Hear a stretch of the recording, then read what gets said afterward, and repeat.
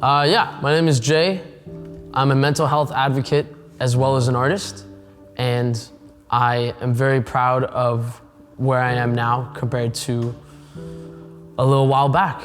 My journey kind of begins with a decision I made when I saw that the treatments for mental health in Canada for people that are dealing with any issues, it is different.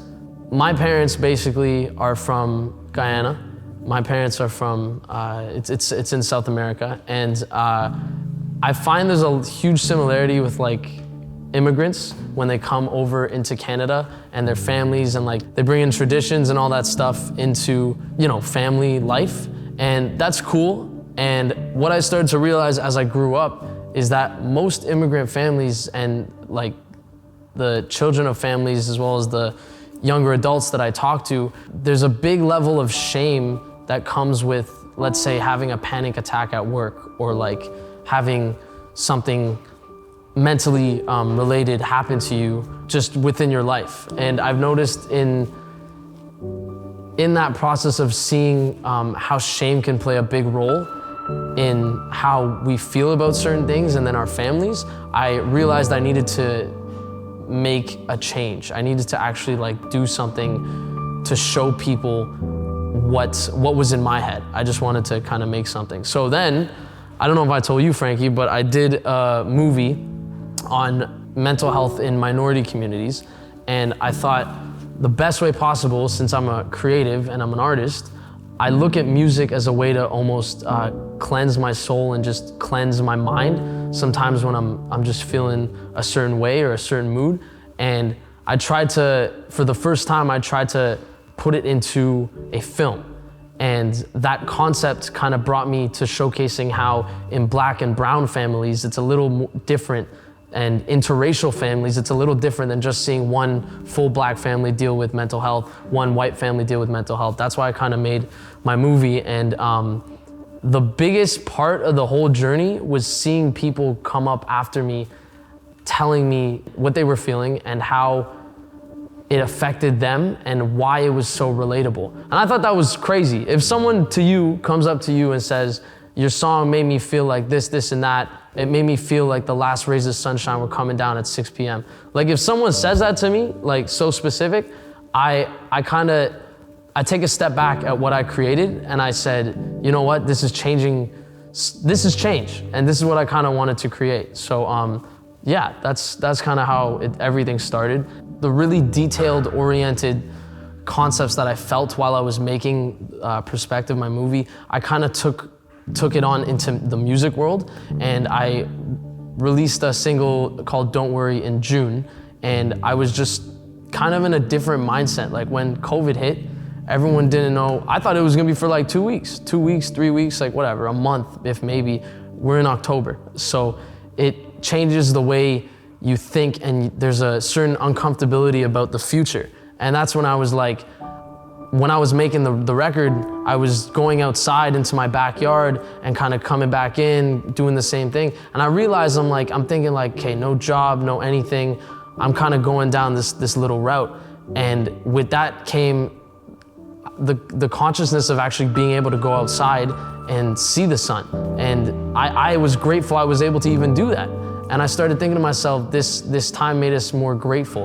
And I started saying, you know, you have to be kind of comfortable in uncomfortable situations. That's how you get past it. And from there, I took on a completely different look at how quarantine was for me. And, you know, used it. I'd spent more time with obviously the family. And I was working at this place, man. I was working at this place.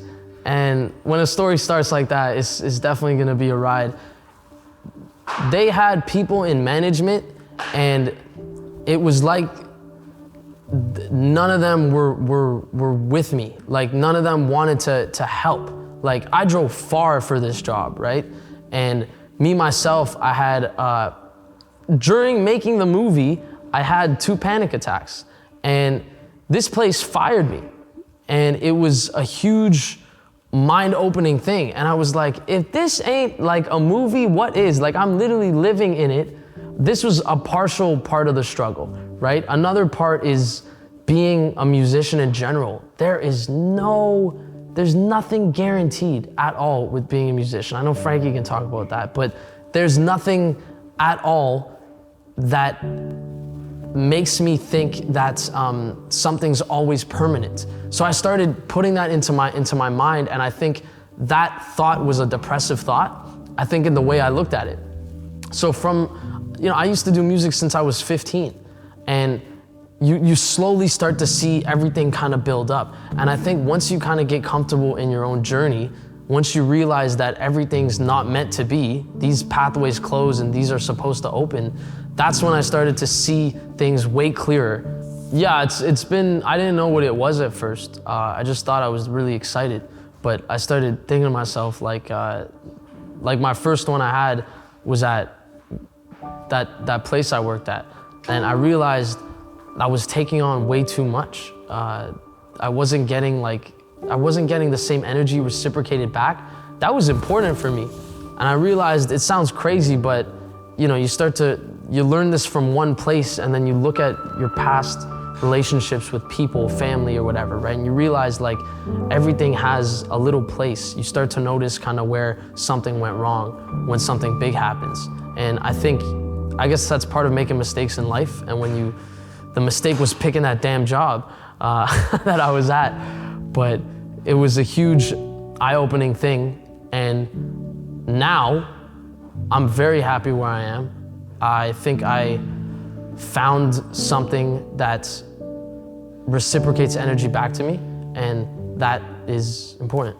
Just believe in your time, believe in what comes right now, and move forward with what you have right now.